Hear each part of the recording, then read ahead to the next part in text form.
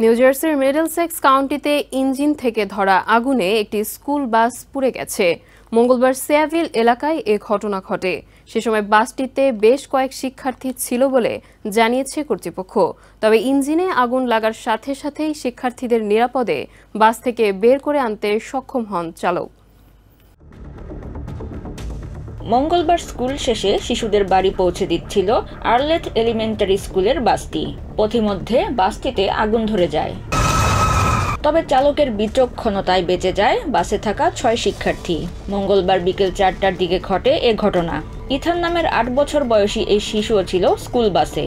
বাসটি তার বাসার সামনে পৌঁছালে ইথানের বাবা হোর্হে ভাস্কুয়েজ গাড়ির ইঞ্জিন থেকে ধোঁয়া উঠতে দেখেন। সাথে সাথে বাস চালককে সতর্ক করেন ভাস্কুয়েজ। পরে চালক ও তার এক সহযোগী মিলে দ্রুততার সাথে গাড়ি থেকে বের করে আনেন শিক্ষার্থীদের। এ ঘটনায় তাদের কেউ হতাহত হয়নি। এদিকে শিক্ষার্থীদের নিরাপদে বের করার কিছুক্ষণের মধ্যেই পুরো বাসে আগুন ধরে যায়। বাসে আগুন লাগার সময় ঘটনাস্থলে উপস্থিত ছিলেন এই নারী। এ ঘটনার পর শিক্ষার্থীদের অভিভাবকদের বিষয়টি অবহিত করে স্কুল কর্তৃপক্ষ।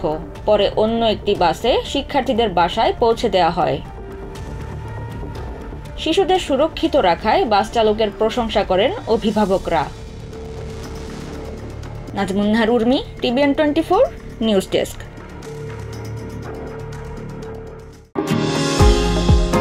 নিউ ইয়র্ক থেকে সম্প্রচারিত টিভিএন 24 টেলিভিশন বিশ্বজুড়ে বাঙালির কণ্ঠস্বর।